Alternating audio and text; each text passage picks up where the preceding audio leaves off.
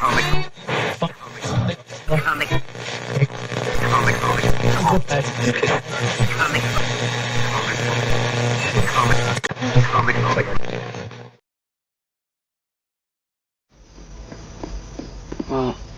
it looks like you're the one who needs to be taught a lesson, pal. Class is Pain 101. Your instructor's Casey Jones. Look, I don't want to fight you. Well, tough rocks, pal. It's a cup of coffee in the big time, yeah. Cup of coffee in the big time. Hey, what do you say we both be independent together, huh? And we have the tools, we have talent. It's Miller time. I said, empty your mind. Be formless, shapeless, like water. Now you put water into a cup, it becomes the cup. You put water into a bottle, it becomes the bottle. You put it in a teapot, it becomes the teapot. Now water can flow or it can crash. That's great. Either I have a monster in my kitchen or I'm completely crazy. I don't think you're crazy. You know something? Maybe I am insane. Maybe I am insane. You know what you need? You need a Brazilian plastic surgeon. I've got one that can see. It's showtime.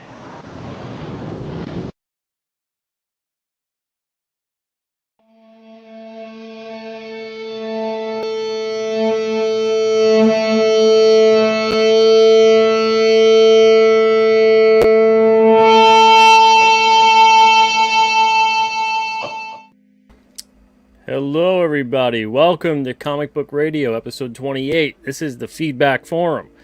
So we're bringing this back. It's been months, maybe more, since we've had the Feedback Forum. I'm going to try to do this about once a month. I'm going to try to also have an open mic show about once a month. But we'll see. We'll see what time permits. Because there's a lot of guests to get to, and there's a lot of other stuff that I want to talk about with you guys as well. But I'll do my best, at least one show or so a month, hopefully. No promises, but I'm going to try. Okay, before we get started, I want to say hello to those of you in the chat. We have Jefferson Roswell is here. What's up, Jefferson? We got Logan here as well. What's up? Yeah, cup of coffee in the big time. Yeah, Macho Man. Oh, he's the best. The Beam Pad. What's up, Beam Pad? Hope you're doing good. Blake Powell is here too. Hey, thank you for joining us tonight. Blue Teddy Narrations is here too. Hey, Blue Teddy. Hope you're doing well. We also have Wayne. What's up, Wayne?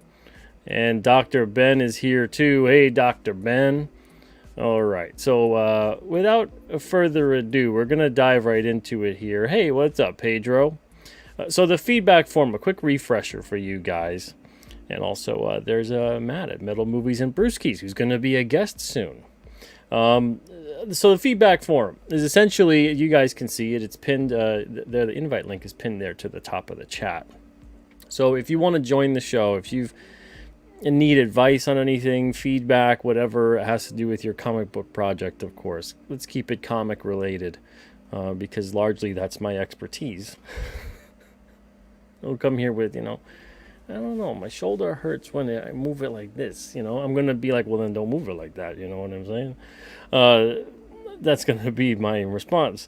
But if you want actual feedback on your comic book project, your comic book crowdfunder, your comic, your writing, your art, whatever it may be, feel free to come on by. Join the show, step up, join us live, and let's have a discussion about that. I'm going to try to be as kind as I possibly can. You know me, I'm not going to be mean to you guys. And the chat is always pretty supportive and helpful too. They've got usually some pretty great suggestions as well. So if you do want to join the show, please, again, feel free to join. The link is pinned to the top of the chat. Now, before you do join, please, I prefer if you have at least headphones, a mic, whatever it may be, and make sure you shut off the YouTube tab, all that kind of stuff, whatever, because we're going to cause a feedback loop. Going to be very difficult for everybody at home to hear, really difficult for me to hear. There's going to cause a delay. It's not going to be good. So please be sure to do that. All right. So now that we all know the rules, the groundwork here for this show, because it has been a while, And what's up, Sketchosaur Rex? And K-Pop, hey. Logan says, yeah, my elbow feels funny. I don't know. What kind of jokes are you telling it, Logan? K-Pop says, stop tickling it. That's good advice, too. All right. So without further ado, let's get on our first guest of the night. Give them your undivided attention, please, and your respect. And if you do have comments, suggestions, and whatnot for them, please feel free to express them. All right, so up first, and let me just change this background here because it is now the feedback forum. We got Gerald Lang. What's up, Gerald? Oh, Gerald, you're muted. Oh, sorry about that, Pete. There you are. It's been a while. I've done a podcast for 6 years on a show, $6 Million Man, every week on Facebook. We've been done for like a year now, so I'm a little rusty here. I'm sorry, I don't even have earbuds with me right now. Oh well, I hope we don't have any. Okay, so far we don't. Good. I was gonna say echo or anything like that. So what do you got for me tonight? But before we want to start, I like your intro. You know, great minds think alike. I started studying martial arts in the early '80s, and I wanted to be Bruce Lee. So I seen your intro. I had to bring this to show you. Oh, awesome! Yeah, that's where it's from. Yep. But I come on tonight. I just kind of want to get your advice. You know, I'm working on my comic Shokai, which I'm going to have the first book prelude that I've been sharing on social media to go roughly the end of August, ready to have it to go to print, which actually I'll bring on the next feedback, get some feedback on the comic. But I'm working on some action figures. And I'm trying to decide your opinion, and then people in the chat, if you think I should crowdfund them, which I'll show you here, I have samples, or if you think I should just sell them, or crowdfunding would give people more of an opportunity to purchase them. Yeah. Well, I definitely think you should do that. But yeah, show them off. Okay. Let's see it. Because I do have also, I can share my screen into the website to have better pictures, but they're going to be 4-inch figures. I'm actually working with a local guy, and there's different versions of it. Well, this is like the black version. Sorry, it's probably hard to see with the lighting, but my lighting's not too good in here. But I'll show when I go on the website. I got better pictures.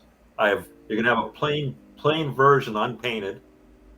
Then I'm gonna have a painted, dry brushed version. These are 4-inch with a pedestal. Oh yeah. Which it's hard to see with my lighting, but just show them off. That's why you'll see them better on the computer. All dry brush option, which obviously will be a different price. Then I got some transparent ones here, which is going to be like a transparent blue, which when I show them on a website page, you'll see them better. Oh, nice. Yeah, I like that one a lot. And that's cool. And I'm waiting Friday. I'm having a custom one-off just for you of an alternative red one that I'm going to send you. It's going to be a transparent red. And it's only, I'm only going to do one for me and one for you. So the red one won't be available. Man, oh man. K-pop says Kill Bill. It's kind of inspired by that. You'll see when I have the artwork eventually, the book, the costume idea of the tracksuit, because she's in her late 20s. The idea is partially inspired by that individual. And then these are the 3-inch masters. This is actually what the character looks like. I'm going to have 4-inch ones, but these are the 3-inch masters here.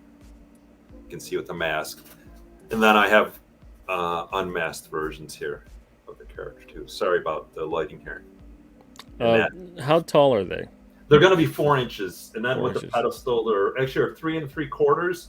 Then the pedestal is basically about a 1/2 inch. And actually, the updated ones I'm getting Friday, he remodeled it to where the sword's removable, where she's going to have her hand open, and the sword's going to come out because I'm going to ship them in 6 by 3 boxes with a thank you card and her name in a kanji on a little plate 3D printed that's going to be in the box along with that. And I got a stamp, the rubber stamp, that's going to have Shokai on the box with her name right on the actual shipping box.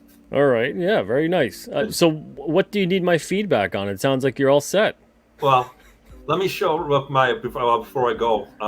Do you think I should crowdfund it? Because I've never crowdfunded anything. I mean, financially, I already got 100 of them coming in.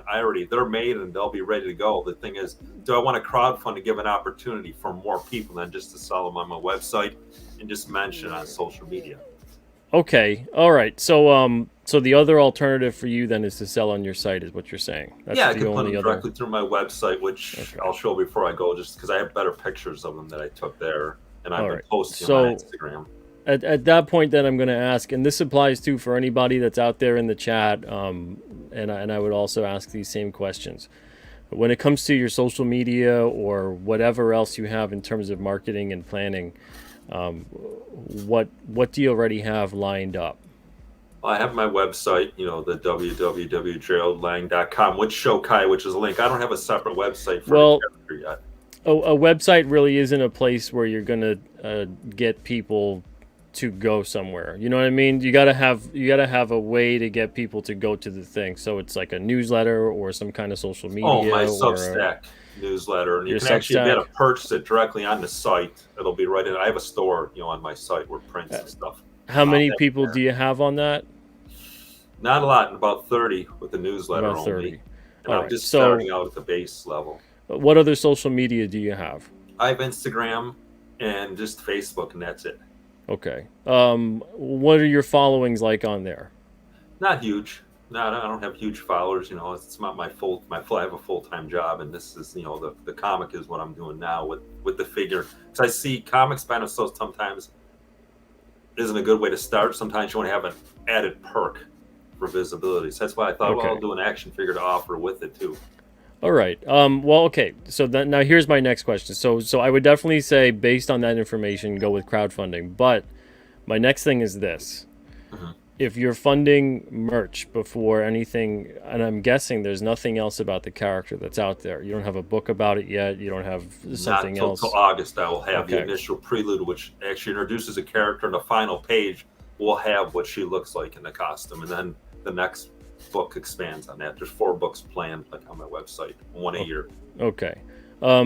Generally speaking, unless you have a very large fan base, a very large network, some kind of way to get this out there.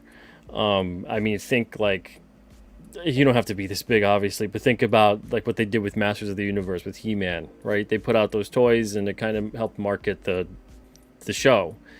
So they kind of put out merch before they put out the thing that details the story about what this merch is about.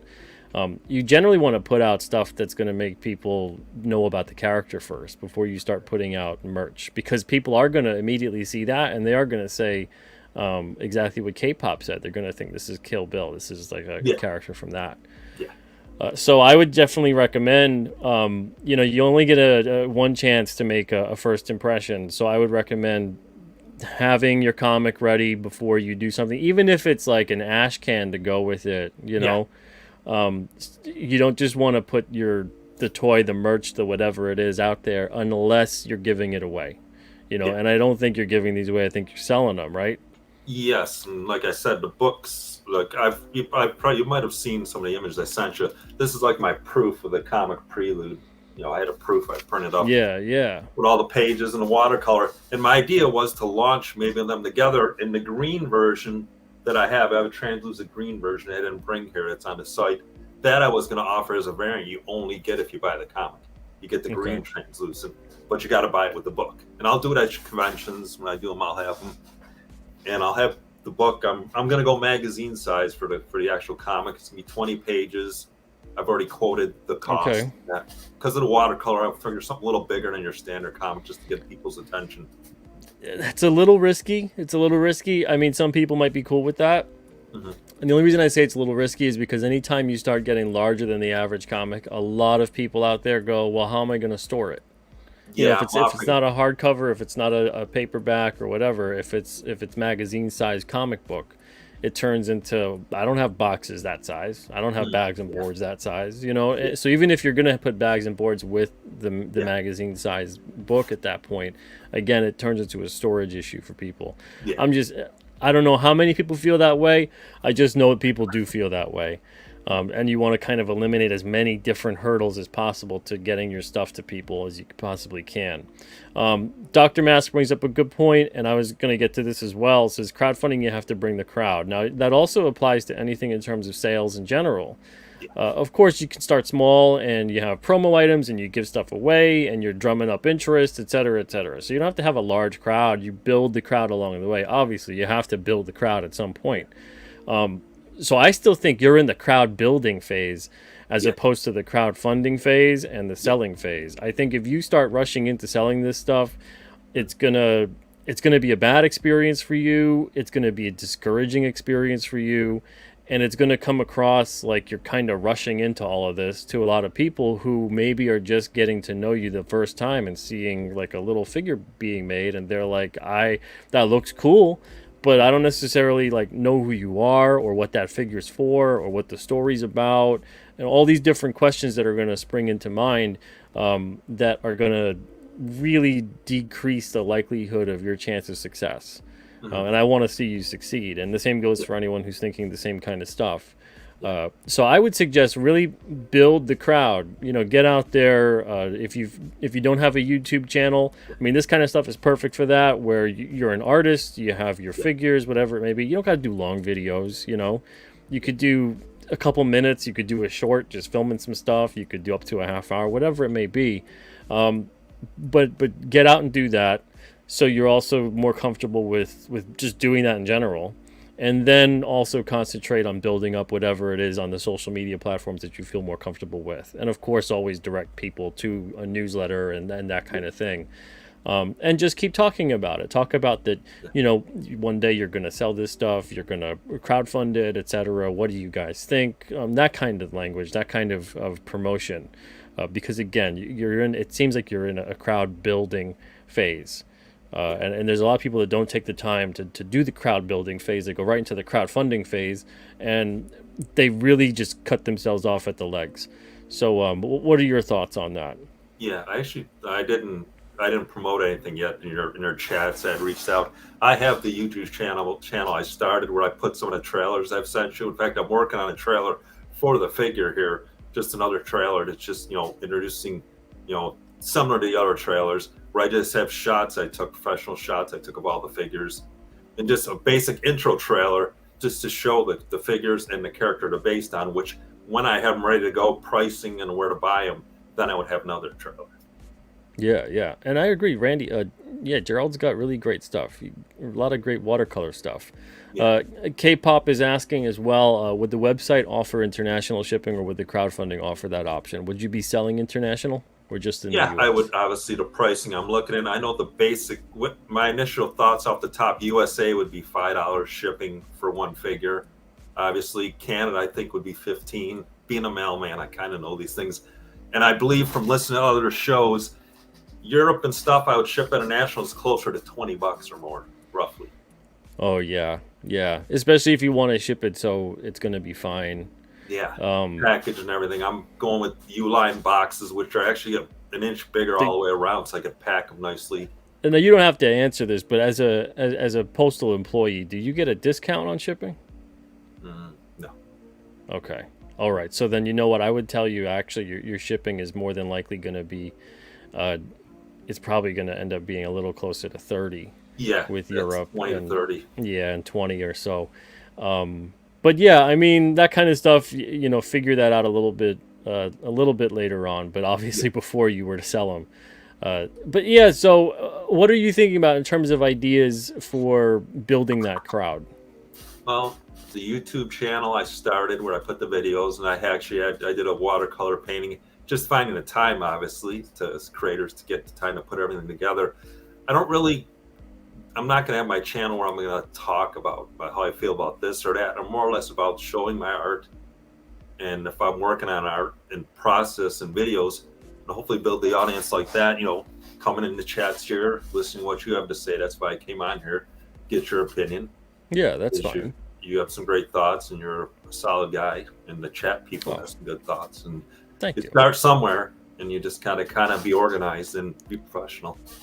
Yeah, and the thing is too, like what you're talking about with building up your channel, and the same thing goes for anybody else. A lot of people see, and this kind of is paraphrasing a Bruce Lee quote.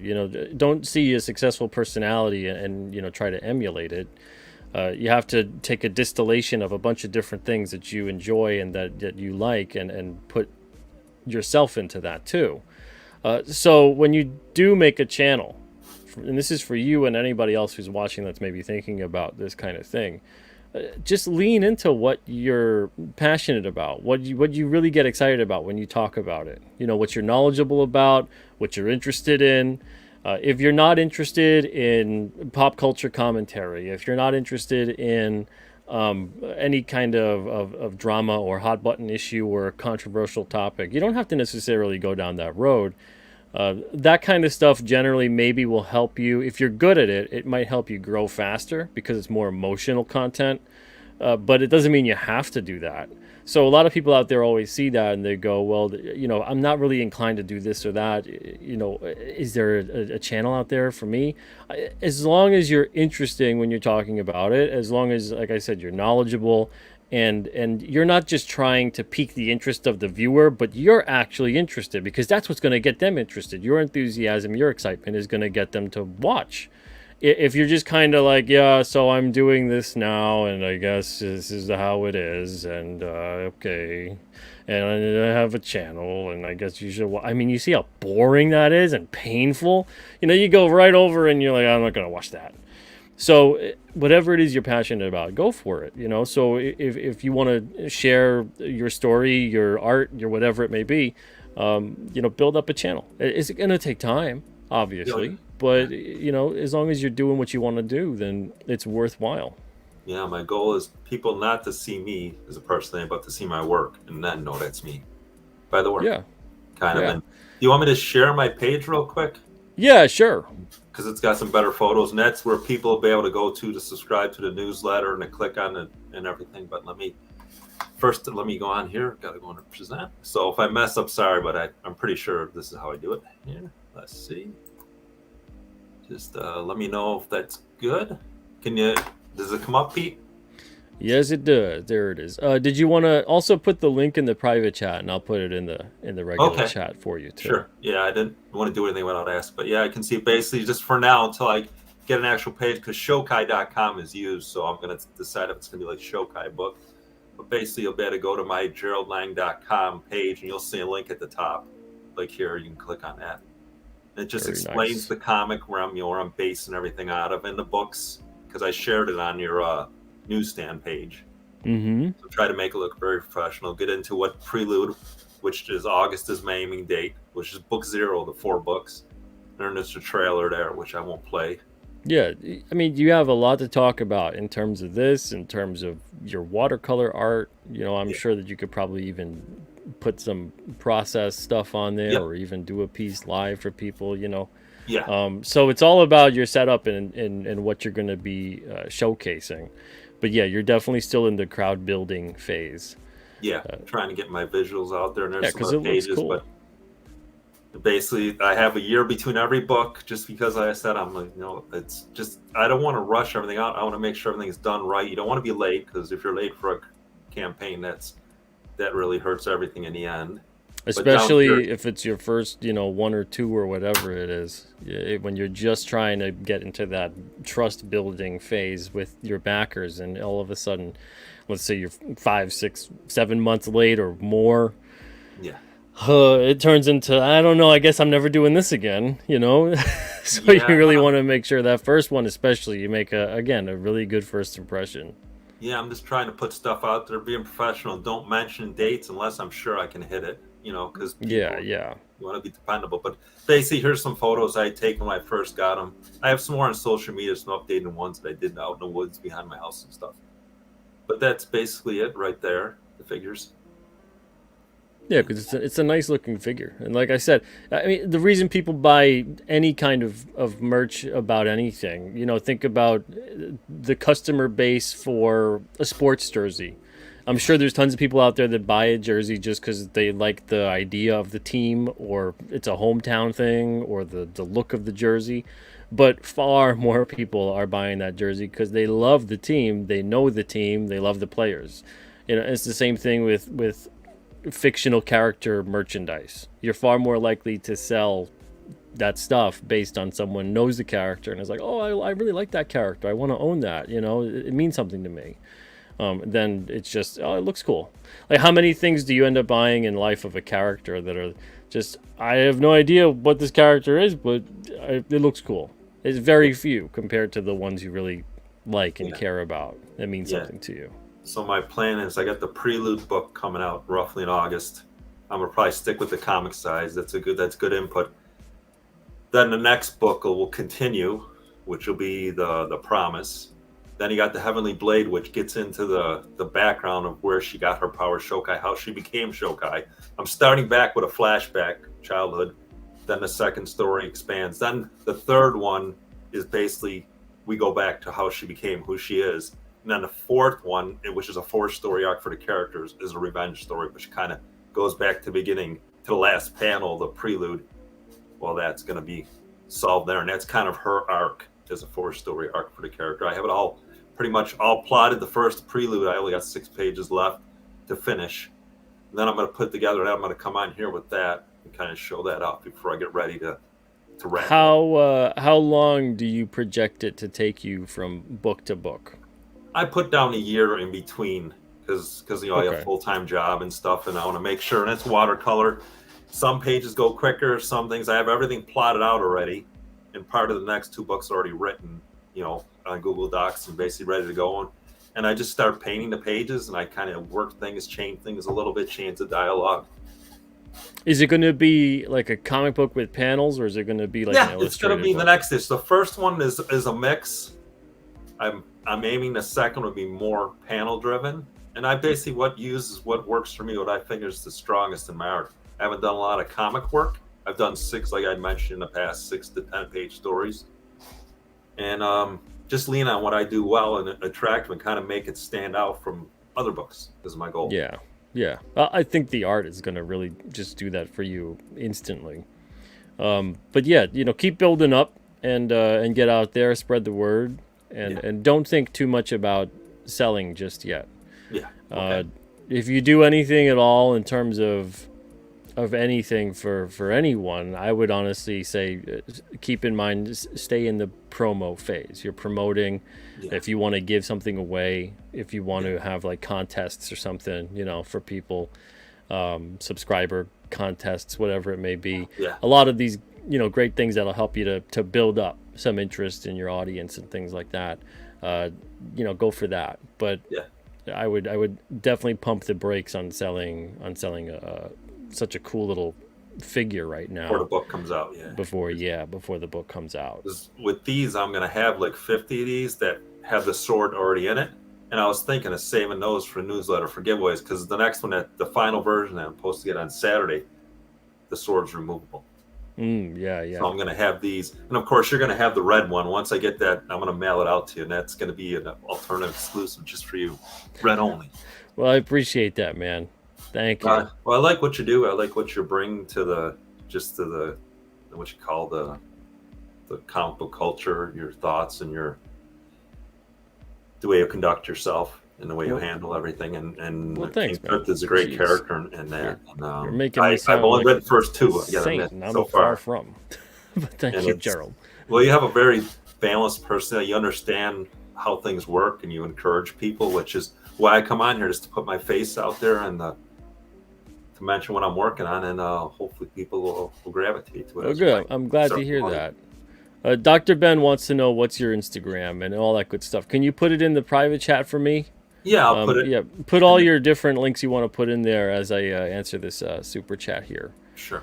And Xerd, what's up? Thank you for the $5 super chat. Appreciate that. Will the newsstand get comic book newsstand get a facelift to look more like the Lost, and maybe mean the Last Comixology?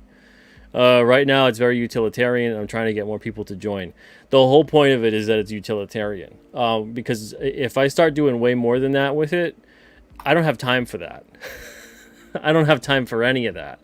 I only have time for what it looks like right now, which is basically just form and function and the whole style of it and the whole purpose of it and the whole point. It's literally even why it's named Comic Book Newsstand, is the equivalent of the digital equivalent of going to the newsstand, and all you do is you just see the stuff that's there. That's it. There's no bells and whistles to it. It's just a rack with a bunch of different books on it. And we don't have that anymore, really, in comics, unless you go to the new release wall in a comic shop. But there's really no newsstands anymore that have this whole all variety of everything all in one shot. And that's the point of Comic Book Newsstand, is because there's so many different sites, there's so many different crowdfunding sites, there's people's personal sites. So here's a place everybody can go to, and you can just find your stuff there. With that said, it's very new. It's only maybe a month or so old, and there's almost 100 listings on there.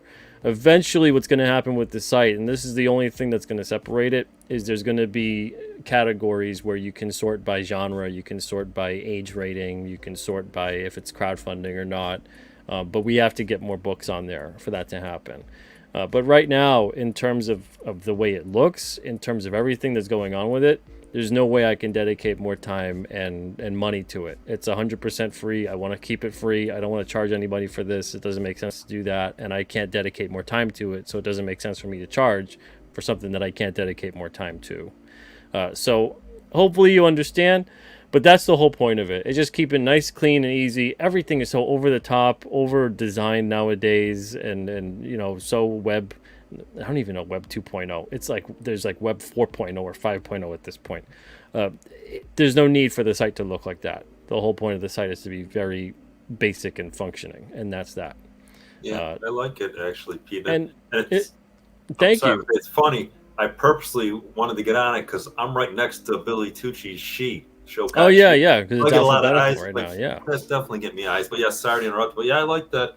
That's why I made my site look professional, because they have a book almost ready to go. Because obviously, it's to point people to crowdfunding and campaigns and books, and it's a great way to just bring eyes to these projects. Yeah, and the thing is, with let me just show it too, in case people are like, "What are they talking about?" All right, let me bring it up here. Comic book newsstand. So it's comicbooknewsstand.com will take you right there. At the top, of course, there's the logo, there's the quick and easy form to fill out, and then here's just all the book listings that are on there. And there's a bunch of them. Now, the thing with this, obviously, is you look at it and go, okay, well, that's it. Yeah, that's it. And that's how quick it is, too. It's just you just look through it, and something pops out to you, and you want to click on it. You're like, oh, this Crom the Destroyer looks good. Let me click on it. And you click on it, and you go to check it out. And then you scroll down some more. Maybe you're like, oh, Laser Brain looks good, or Kingsville looks good, Jupiter looks good. You click on it, and then that's it. Easy peasy. There's nothing else to this site other than that, because honestly, it doesn't really need to be more than that.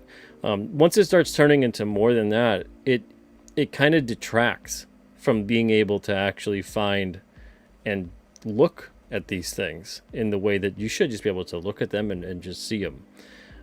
But hopefully, if this maybe inspires somebody who wants to turn something like this, because that's the whole reason I did it. I was like, how is there nothing like this?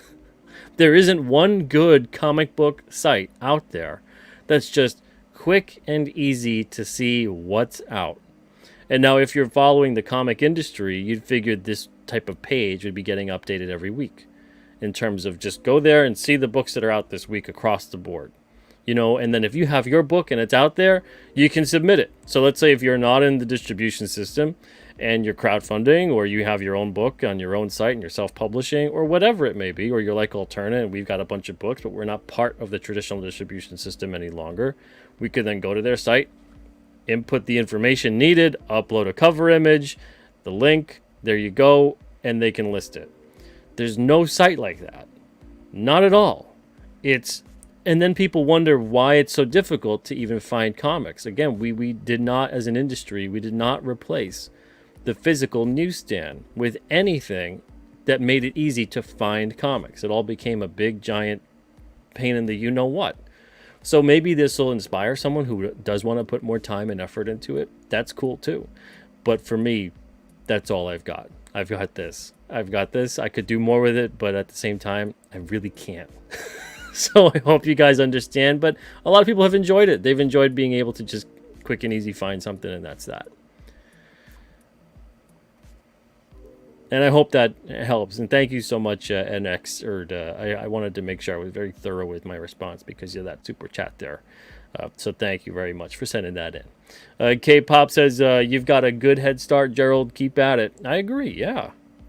Oh, thank you. Yeah, I want to mention it's a local person I'm working with, so it's great. He's like 10 minutes away, so we can go back and forth. But it's actually called Horse Duck 3D Printing. He's on Facebook and that. And I'm going to send you his info, Pete, for yourself for down the road. If you decide to do a figure, a couple of the alternate guys, you guys decide. Oh, it's kind of you. Thank you. Future campaigns. He's really good to work with, easygoing, and professional. And it's really willing to work with people, and the pricing is great. I mean, between you and I can tell these figures are costing me $3 a piece, basically. Wow. Which 3D printed and stuff, and that's your charge. I pay you pay a design fee, which you can see he takes basically figure models that you can purchase and basically adjust. An example, you're going to do King Cryptid, he'd maybe take like a gorilla mold, start with that, you'd send him drawings, and he'd kind of work with it. You Wait, just go back so and forth. geez, okay, I have a whole other set of questions now. So wait, you said $3 a piece. Is that including the base mold and including? Oh yeah. He's basically he's charged me roughly. He said the normal charge would be like $5 per figure. Per like I paid him a design fee, an hourly rate to design it. Whatever it is times an hour, however it takes, and we go back and forth, basically working. He sends me images by email off his phone or off the computer, and I look at them and I say, okay, this is great. And basically he took some other figures, built my figure. We used the Kill Bill poster was my initial idea. I went to him with a drawing, which I have a character. I said, this is kind of what I'm looking for. Can you do this? I met him at a comic show that I did, a local one.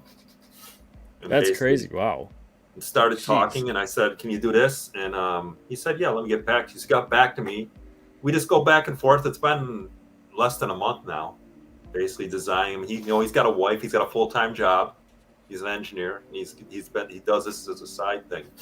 And Friday we're supposed to have it wrapped up, literally, where the figure, the sword goes in the hand, and I'm gonna have a little plate that'll go when I ship with the thank you card with it. But yeah, roughly 3 to 5 a figure, depending on the size. These are 4-inch. He charges by the inch, basically. Obviously, the bigger you go with the figure, the more. The smaller is less, and then you can have a good markup value on that, and you wouldn't include in the shipping and stuff is reasonable. Yeah, I think you might want to keep that on the DL there. Yeah.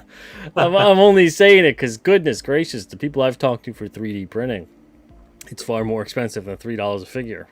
Yeah, he's given me a little break because I've kind of known him for a while, but that's roughly the price range. Even if he doubled it at $6 a figure, yeah, it'd still be cheaper than a lot cheaper than a lot of the people I've been talking to. Yeah, man, I think he's newer to the freelance doing the individual stuff, but yeah. So thanks, Pete, for letting me come on. I appreciate it. Thanks no for problem. everything. Before you go though, you haven't put your stuff in the private chat. Oh, my StreamYard, I'm not logged in. So okay. I'll log out and I'll do it in the YouTube before I get ready. I got to go to bed in a few minutes to get up. All right. In the morning. Let me know. I don't know if are you a mod on the channel? I believe on one of them I am a mod. I don't know if it's this one or if it's your personal one. I guess try it, and then and we'll see what's what. And yeah. I'll open the YouTube up, and if you're not a mod, I'll make you one. And this yeah, way you can I'm put gonna your hit link. the sack in like 15 minutes. I get up, usually hit the sack by 9:45. I gotta get up at 5:45 to get ready for the day. Well, you're getting up when I'm going to bed. Yeah, well, I get at my age, I got to do yoga and stretching and Tai Chi stretches to deliver the mail. Literally, at my age, to get up, otherwise it's tough. Man, oh man! All right, thank you so much, Gerald. Really appreciate you coming on, and all the best. And again, put your stuff there in the chat, and if you can't put a link, I'll make you a mod. Perfect. As Bruce Lee says, Pete, be like water, my friend. Absolutely. Be flexible. Take it easy, everybody. Bye bye. Take it easy. All right, very nice. It's just, I think it's solid advice for everybody. I would give advice on that level to everyone coming at me in the same way, and not just with a figure, but with even a comic. My first questions would be, well, how are you going to get the word out about this book? Because that's the thing. What Dr. Mask had said a lot earlier, where is it? Right here. Yeah, here it is. Crowdfunding, you have to bring the crowd. So there's the crowd building phase, and then there's the crowdfunding phase. If you don't have a crowd to fund what it is you're doing, you got to work on building that crowd. And there's all kinds of ways you could work on building that crowd, and all different approaches to it. But you still have to do that. A lot of people, and I've seen it over the years, and I did it when it first was out with crowdfunding. Man, oh man, that's a while ago. But you kind of put one up, and you think the platform itself is going to provide you with people. That they're going to get out the word and promote, and then people will go to that site, and then they'll find you. And it's the same thing that happens in retail a lot of the time too. People think, oh, we get into retail, all you gotta do is get on the shelf, right? Get on the shelf and it'll sell itself. No. No, and that's why so many people nowadays are leaving retail. If they haven't been in retail already for years and years and years and got in when it was before the start of the massive corporation and the legacy brand, et cetera, and I don't just mean comics. Nowadays, you have to have that crowd that you can point to and say, go buy it there. You know, and it's the same thing with crowdfunding. Only it's a lot easier to do with crowdfunding than it is to do it with a retail store. So there is that great myth that if you get into distribution, if you get into retail, if you get on that platform, if you do whatever, then you're going to have success. Then you're going to find the audience there, or more, they'll find you. And that's just not how it goes for 90 to 95% of the people. That's why a lot of people usually end up going out of business very, very fast, because you have to up. I mean, the worst thing that can happen to a new business is this. And some people might think, oh, this sounds great. What do you mean it's bad, right? And good, Gerald is a mod, so I see his links getting posted there. Fantastic. But they'll go in there and they'll say, oh, good, we just got into this big box store, whatever, right? And we don't really have many people to tell this product about. You know, we don't have many people to talk to about it and direct them to go here to the store, whatever it may be. But we just got an order for 100,000 units. Isn't that great? Well, now they go and make 100,000 units. And now those 100,000 units don't really sell. Now what happens? You're out of business. So the worst thing that can happen to your business isn't that you have to grow slow and that you have to, you know, some days are going to be worse than others, etc. The worst thing that can happen to your business, when you're starting especially, is that you grow too fast. You grow too fast, you take on way too much, you're in over your head with a ton of overhead in terms of what you have to do with that product into that retail store. Now you're going to lose also about half or more when you sell. The whole thing is a nightmare. And then when you get into retail, it turns into, well, what's your marketing budget like? And most people are like, marketing budget? I spend all that money on the product creation and on everything else. So that's a whole other thing. Start small, grow small. Do it in a way that you're not going to destroy your chances of success.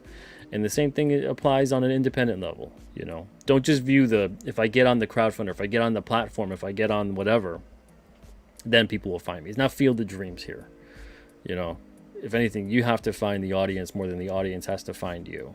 Sure, there's going to be some people that do find you, but the biggest reason they find you is because you've put a lot of work into finding other people.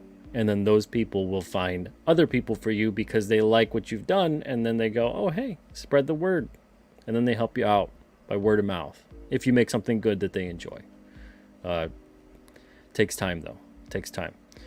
And I wish Gerald and everybody else in that situation, because I still believe that I'm in that situation. Absolutely. I don't think that there's anyone out there who should or could say that they're in a situation where, now they're all set. They don't need to find anybody else anymore. They don't need to keep on trying to grow in the way that they know how. But everybody's at different paces and places. Gerald says, thanks, Pete, and everyone in the chat. My media is, and then he's got geraldlang.com. He's got his Instagram there. Substack. And says, have a great night, gang. And I'll catch your follow-up comments on replay. Thanks. Thank you, Gerald. Thank you for joining tonight. Cole asks, do you have any specific audience building tips for writers? Without any visual art to show, it's kind of hard to attract people. You might think that that's tough, right? It's tough. Is it harder? Yes. Yes, it's harder. It's not that hard, though. It's not as hard as you might think. So here's what I mean. What are you doing when you go on social media, most social media, you're reading. What are you doing right now? You're listening because I'm talking. So talk, type, get your stuff out there, have a newsletter, have a blog. You don't necessarily need to showcase examples of your writing to showcase your writing. And I find a lot of writers, though, are really bad at this. They're really bad at doing the thing, and I'm not going to name any names, but there's been people, even, creators at Alterna over the years, where I'm like, why didn't you just delete that tweet? Can't you see all the typos in that tweet? So when you're a writer, make sure you're writing in any way, place, and form that you're doing it in is intelligible and interesting, right? When you're doing this kind of promotion, especially though when it comes to trying to build up and get people interested in your writing, talk about your philosophies as a writer, as a storyteller. Talk about the things that you're going to be writing about. Talk about your characters. Talk about what motivates you and what motivates them. Talk about all that stuff. A lot of writers all the time, I see them go, man, it's really hard to be a writer and get stuff out there and everything. And I'm like, aren't you writing all day long? Especially nowadays, you're writing all day long and we're reading all day long. People go, no one reads anymore. I'm like, that's all people do. All people do nowadays is read. It doesn't mean they're necessarily maybe reading books. It doesn't necessarily mean maybe they're reading something good. But be that person that puts out something good. Be someone that's out there making tweets or Facebook posts or Instagram or a newsletter or whatever it is. Make your writing engaging and interesting and showcase your interests and your talents within that form right there. That's the best way you could do it. Because then what's going to happen is when people then go, oh, you're a writer. I should have known. You write well. So don't look at it as a crutch. Don't look at it as, oh, it's so difficult. I don't have a visual to show. I'm a writer. Every single thing that you put out there, you're writing. And then if you do a channel or a video, whatever it may be, talk about your writing. Get excited and passionate about your writing. And again, that kind of stuff is infectious. The enthusiasm that's there for what it is that you're talking about, how engaged you are with it, is how engaged people will be when they're watching it. If you're just going to kind of play like the cool guy thing, and you're just going to talk in a monotone voice the whole time, and you're not really going to care too much about what you're doing, yeah, maybe you'll get some people, But most people are going to go, oh man, I don't think I could do this. I don't think I could sit here and watch this. At least I know that's how I feel anyway. I'd much rather watch a video, an interview, whatever it is, with someone who is, it's very clear that they're passionate and comfortable and confident about what they're talking about. Whether I agree or disagree even with them, with what they're saying, I can't deny that it's not interesting to watch what they're talking about.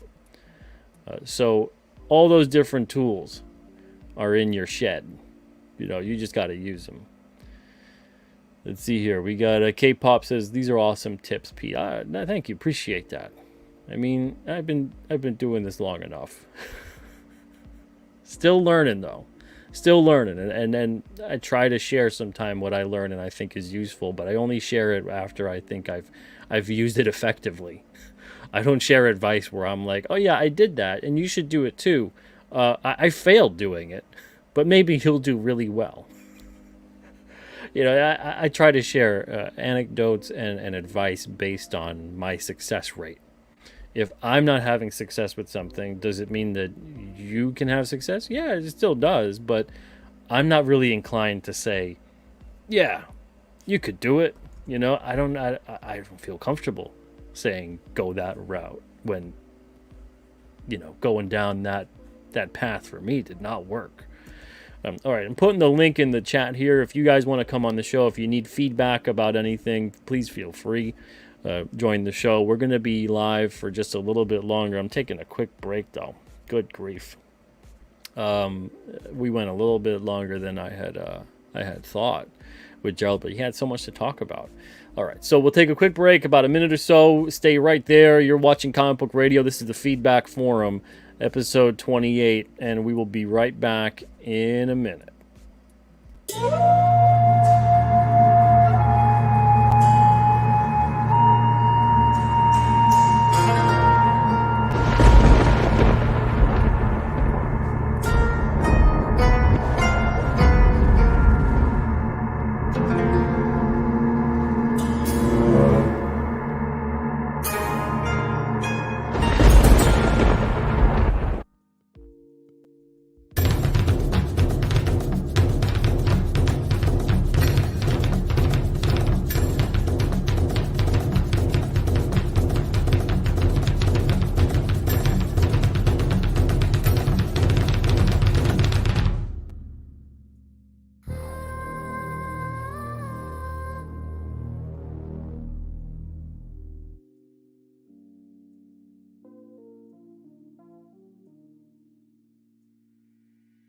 All right, we're back. This is the Feedback Forum on Comic Book Radio. I'm your host, Peter Cimetti, and we're going to be going for a little bit longer tonight, just a little bit longer. We got Eric DeGuapo here, says, feed me, and then K-Pop says, see more.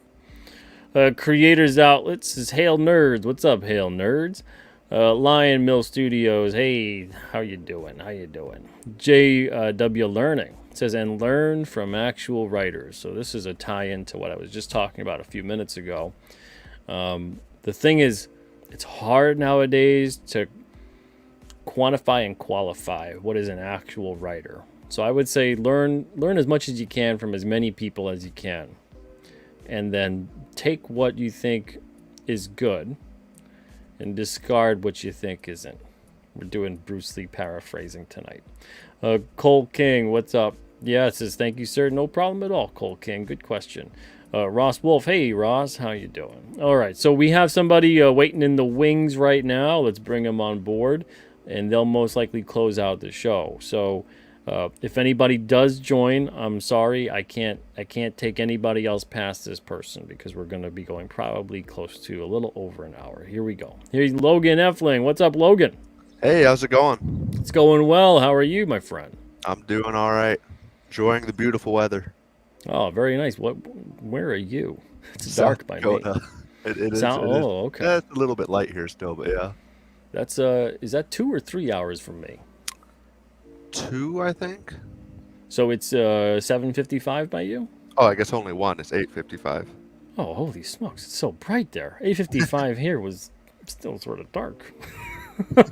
Must be that something in the air in South Dakota. Something in the air, yeah. Oh, it's a clear day, no clouds, yeah. That's so crazy. I thought South Dakota was mountain time. Wow. All right, so Logan, what have you got for me tonight? What's your question? I mean, you kind of covered it pretty good with that topic of, writers that don't have art to show. If anything, I would ask you if you wanted to come on my channel sometime to help me out. Oh, you have a channel? Yeah. Hit me up. We follow each other on Twitter. Yeah. So hit me up with an invite. I mean, my schedule nowadays is getting more and more packed because I keep packing it with guests for my show. But I still got a little bit of time here and there. We could work something out. Cool. Because if you want to stay a little bit longer, you could give me feedback on my campaign if you wanted. But I don't want to keep you too long if you're ready to close out either. Sure, but do you have specific questions on it? No, just general feedback. General feedback. All right. Send me the link. Link. Right.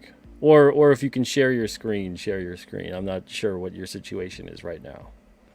Well, I'm on a laptop, so I'll send you the link. Okay. But yeah, if we'll try to. There's got to be a couple of questions you're having in some specificity. If you can be as specific as possible. You want to see something cool? Something crazy? I don't know. See? There's literally a possum Can you see it? It ran off. Hold on. No, I can't. I was gonna say, please, Logan. That I gotta tell you, constitutes years background. ago on one of these kinds of shows, we had a couple people. It was a full moon kind of night, if you know what I mean. Yeah. Some people still remember, but we had to take that stream down. Wait, what? And I'm not gonna say that you're someone who would be inclined to do such a thing, but we had a couple individuals one night on a show like this that had an open invite, and a couple people maybe are in the chat that remember. It was an interesting view. Okay. That they okay. were providing. Like that. Yeah. I gotcha. So anytime someone's like, want to see something, I'm like, please let it not be that. My hand goes right to removing them from the show. And not to say that you, sir, are that kind of individual, but I still have to prepare myself. No, that just really caught me off guard. Literally just a possum in the yard. All right, very nice. Let's see. All right, so here's Logan's campaign. If you guys want to look along, I'm going to put the link here in the chat too. All right, so there's the link. You guys can watch along, take a look at the campaign as well. What are your specific questions in terms of wanting feedback on this campaign?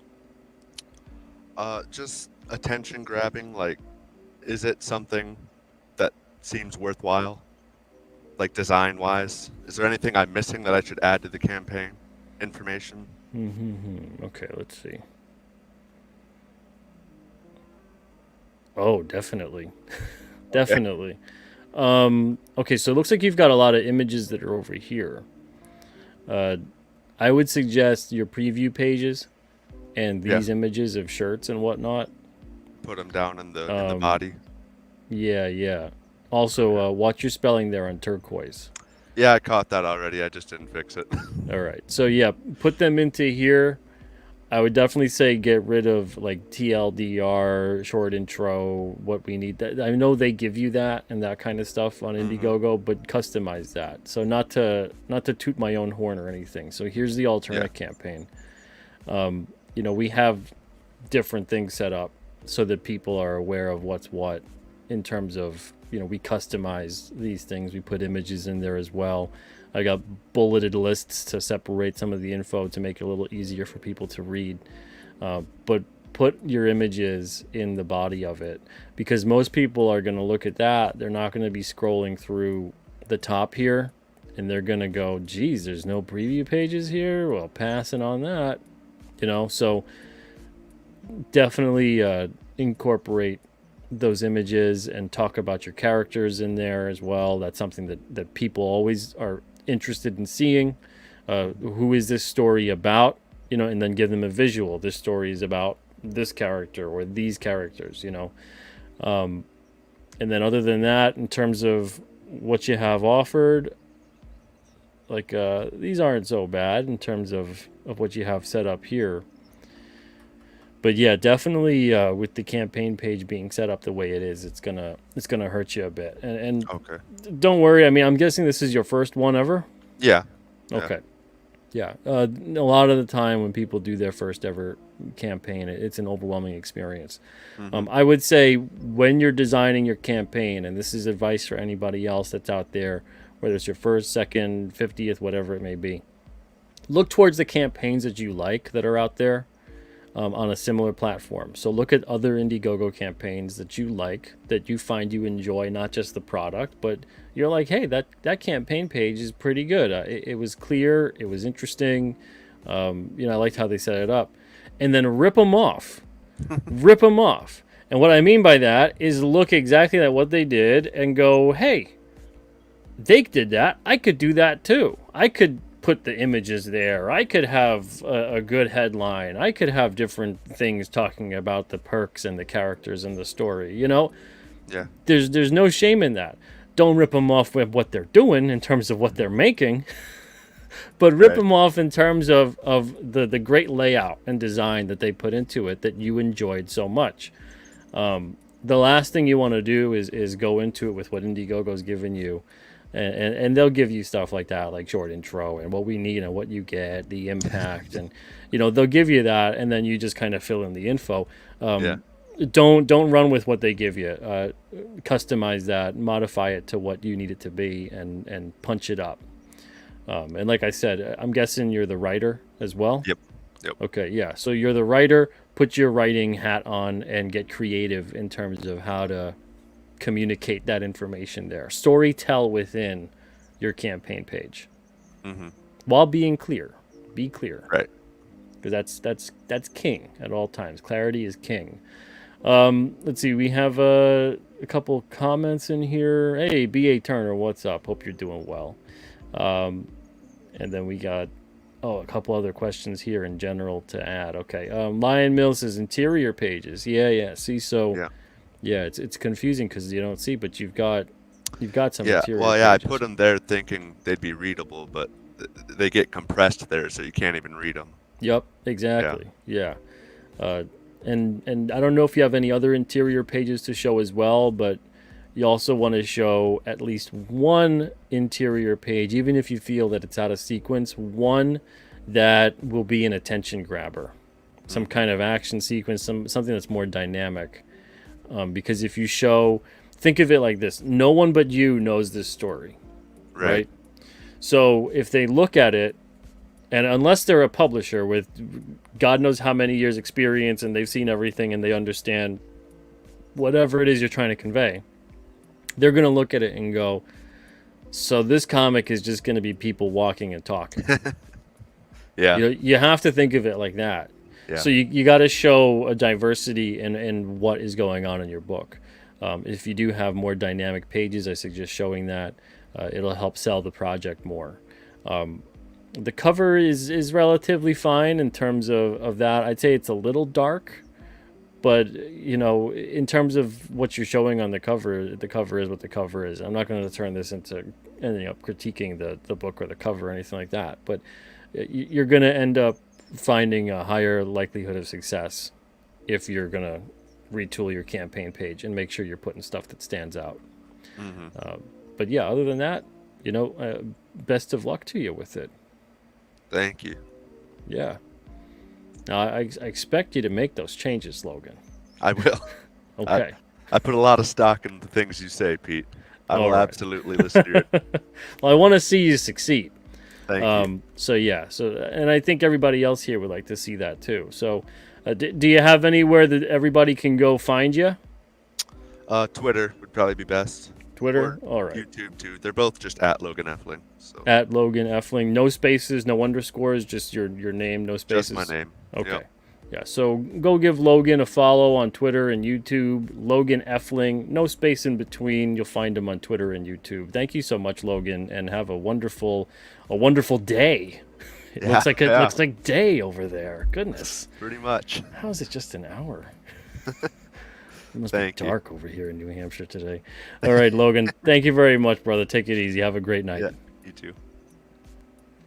All right. And before we go, I want to make sure I answer this. Quilcox Art says, Pete, what's your view on print on demand versus print runs? Well, they're both print runs. Keep that in mind. I feel one has more value to a collector, but as a publisher, what do you think? All right. So utilize whatever you can do when you can do it. So this is what I mean by that.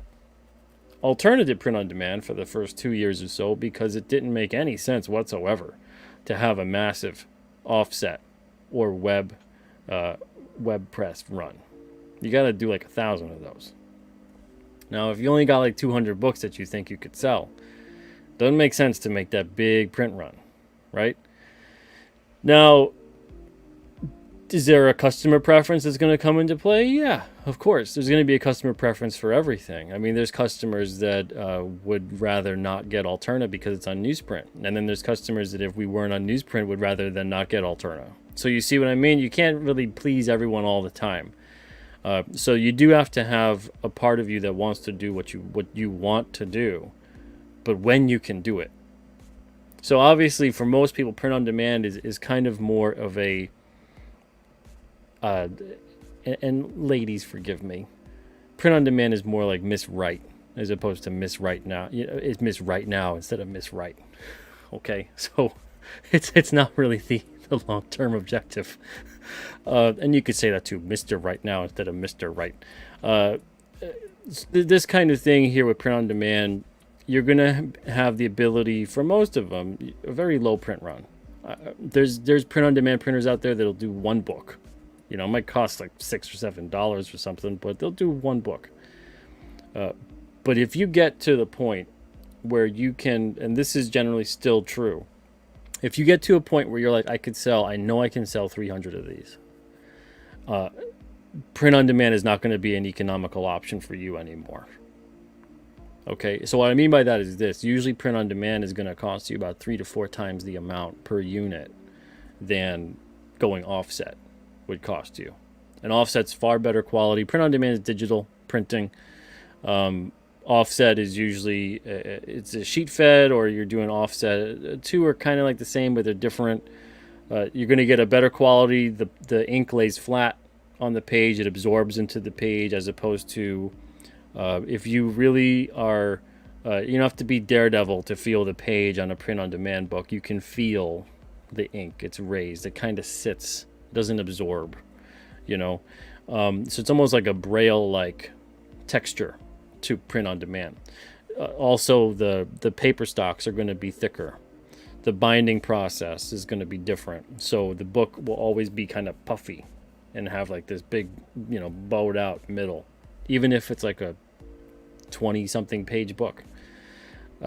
Offset books are more than likely, as long as you're using the right paper stocks, you're going to have a flatter book. You're going to have a more pro-looking book. You can use a more variety of paper stock. If you go web press, you got to print even more copies, but you can go on thinner paper stocks. That's a whole other animal. Most people don't go down that road. Newsprint is web. And not web like internet. It prints on what looks like a giant web of paper. That's why they call it web press printing. But print on demand versus print runs, they're all print runs. So I think what you mean is offset and that kind of thing. For me personally, I'd rather not have print on demand. But again, it's about what you can do and when you can do it. So hopefully you're working towards getting out of print on demand, right? And like I said, if you feel like you're selling or you have sold 300 of something, economically, you might as well just go offset and keep the other 700 copies or lower the price of your book and sell more copies. Because economically speaking, the unit cost is going to be pretty much the same, you know? So you could get 1,000 copies or something of offset, where you can get 300 to 400 of print-on-demand digital. You might as well go for the better quality and get more books, and then you'll have more books to sell in the future too. So that's something to keep in mind. As a collector, I think collectors 100%, they're going to lean more towards the traditional printing, the offset, the web. They're not really going to be looking for print-on-demand. But at the same time, collectors are also going to look for the thing that's valuable because of the significance of it, the historical significance. So if you're someone who, again, you're starting out, you're doing what you can do when you can do it. And let's say you started off with print on demand. Or let's say you made an ash can at Staples, right? Now that book is going to be worth money to a collector. If you go on and you keep having a career and you make things of significance or whatever it may be, that's going to have significance then to a collector and value to them because of what it means, not because of how it was printed. So there's a bunch of different things that go into it with when you get the collector mindset involved. It doesn't necessarily mean that the printing automatically makes it collectible. So don't get into that mindset either. But just in terms of the way the overall product looks, I think most people will easily be able to say, you know, they prefer the traditional offset web press printing of a book than a print-on-demand book. But nowadays, print-on-demand is also getting pretty good. So it depends what you do. A lot of it depends on what you do. Doesn't mean that it's going to look bad. I'm not trying to put it down at all. There's some print-on-demand stuff that looks great because people know what they're doing and they're pretty good with their paper stocks. They're getting print samples, like paper samples and everything too from the printer, which you should do no matter what, whether it's print on demand or it's a bigger traditional printer. You don't just go to the printer and go, I'm making a comic book. You decide the paper. Let me know what you think is good. That's not how that works. So, make sure you request print samples. You familiarize yourself with the paper poundage and things like that. Sometimes the printer, if they're really good and you don't know what you're doing, they'll ask you to send in a copy to them of something that you feel is close to how you want your book to be. And then they can tell you what paper stocks are being used here. Not all of them will do that, but there's quite a few that will, and that are pretty good about it. But you got to have that communication, and you got to keep your bearings about you in terms of when it comes to dealing with printers, because it's a big investment. It's a lot to take on. You want to make sure you're being knowledgeable about it before you enter into that. But I hope that helps. I know I took a couple minutes to get to the answer there, but I wanted to be thorough. So Quill Cox Art, thank you for your question. And Gerald says, forgot my YouTube channel, everyone. Gerald Lang on YouTube. I have a few trailers and a watercolor piece video. More art videos and figure videos to come. Very nice. And Metal Movies Brewski says, I think print on demand might be okay for black and white line art without gray tones. It'll be okay for all of it, honestly. For color, black and white line art, grayscale, whatever you want to do. It depends what kind of paper stock you're picking. It depends what you're using for cover. Don't make your cover stock thinner than your interior, because that's going to be really bad in terms of how the book is going to feel, how the book is going to lay, how the book is going to open, the durability of the book.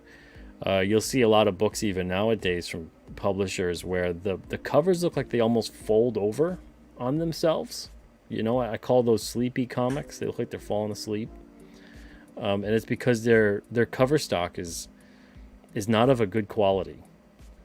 So what's happening is that the moisture and the humidity is getting to the paper stock of the book, and because the thinner cover stock can't hold as much moisture because it's so thin, it's starting to curl, starting to warp. And as soon as it starts to warp, it's just going to keep warping. So make your cover stock thicker than your interior stock. Let's see. Blue Teddy says, as a lady, I am horribly offended. Well, okay, not that offended. Thank you, Blue Teddy. I appreciate that. I made sure to get the guys in there too. I know the ladies and stuff. Quill Cox, I don't know where I was going with that. Says, I like it. Good advice. Makes sense, and thanks for taking the time to answer. No problem. Eric says, the collector mindset is very weird. Do not collect based off of perceived monetary value. Very few comics hold or increase their value over time. Collect what you enjoy and what you want to preserve. Yeah. I mean, that's pretty good rule of thumb right there for most things, unless you really know what you're doing. And you're going to be like a reseller, going down the road of everything might be valuable one day it's a dark road. It's a dark road. You don't want to do that. Yeah. Collect what you like. Read what you like. JW says, and double check everything before going to print. Yeah, absolutely. And even then sometimes you could triple or quadruple check and there's still going to be a moment where you're like, oh, geez. Okay. All right. I missed that. Oh, well, what are you going to do? But doesn't mean that you shouldn't. Doesn't mean that you still shouldn't double check, triple check as much as you can. It's just when a mistake does still happen, you're only human for now. Jen Nerdick says, finally caught you live, Pete. Long live newsprint. Oh, thanks so much. I'm glad you could catch me live. I'm literally wrapping the show up. So I'm glad you could say hello and in a minute say goodbye. Dr. Ben says, you always bring the great advice, Pete. Thanks for sharing your knowledge and experience. I appreciate that, Dr. Ben. Black Hat says, I've done a lot of print-on-demand stuff, and it's equal or better quality than the comics I used to get at the store. So, yeah, that's the thing. It's going to be a personal preference for a lot of people. if you do like a blanket poll across the board, you're going to get more people than not, like a blind test, right? Where they don't know what's what. I guarantee you're going to end up getting more people that point to traditional than print on demand. But you're still going to get people that point to print on demand, you know? And again, it depends on not just your personal preference, it depends on the book that's being printed, it depends on what you're comparing it to. Comic printing quality has gone really downhill, in my opinion, for a lot of books over the years. As soon as I see comics where, I don't have any around me because we don't do that at Alterna, but as soon as I see comics that start bowing out in the middle, and it's just like a 32-page comic or something, you know, and they don't close. They don't close because during the bindery process and with the paper stocks being used and the staples being used and everything that goes into it, the scoring involved on the cover stocks and the paper, none of that stuff is happening. So when they lay flat, it's the equivalent of when you take a bunch of papers and you just lay them flat and then try to smooth them out to get them to close. They're still going to pop. They're still going to bow out in the middle. So that to me is an instant turn off. But I make exceptions when I know it's indie projects, and if that's what you can do when you can do it, and that's what you can do. You know, I feel if it's a good price, a good value, whatever it may be, that's what it is. Yeah, everybody's getting to where they got to be, and everyone gets there at a different time. Let's see, Lion Mill says, hey, Pete, I'm almost done my first 26-page issue. Should I sell that or wait until I collect 3 or 4? I guess it depends. It depends on how you feel that if you've got an audience that is willing and able. And then it depends on what your production rate you think would be like for the rest of the series. You know, I don't think you want to keep people waiting too long. But also you want to be able to, I imagine, fund the creation of it. So yeah, I would say that you're probably still in like the crowd building phase or something, maybe. That's what it sounds like. But other than that, best of luck to you. Best of luck to you. You'll listen to your gut. You know, develop that instinct, and you'll know. You'll know. Genertic says, I remember years ago when I bought that Brand New Day issue of Spider-Man, I was shocked by not only the poor story, but the extremely cheap cover stock. Yeah. That's all I'm going to say about that. All right. Thank you guys so much for joining me tonight. This is the Feedback Forum on Comic Book Radio. This is episode 28 of Comic Book Radio. We'll be doing one of these a month or so. No promises there. I'm just going to do my best to try. And we got a lot of people coming on. Tomorrow we've got Shay and Cy from Red Valkyrie. And next week we got a whole bunch of guests as well. And July is almost fully packed. And then King Cryptid's launching July 1st for issues 5 to 9. And there's so much going on. Winter campaign books at Alterna are at the printer right now, currently printing. The August campaign is up and active. We're at 92 to 93% funded. We got about 10 days left. There's a lot of stuff going on. If you have not signed up yet for King Cryptid, which will be launching both on Indiegogo and AlternaComics.com, go sign up today. What are you waiting for? If you're going to go back on Indiegogo, go to Indiegogo and sign up there. If you're going to back on Alterna's site, go sign up on AlternaComics.com.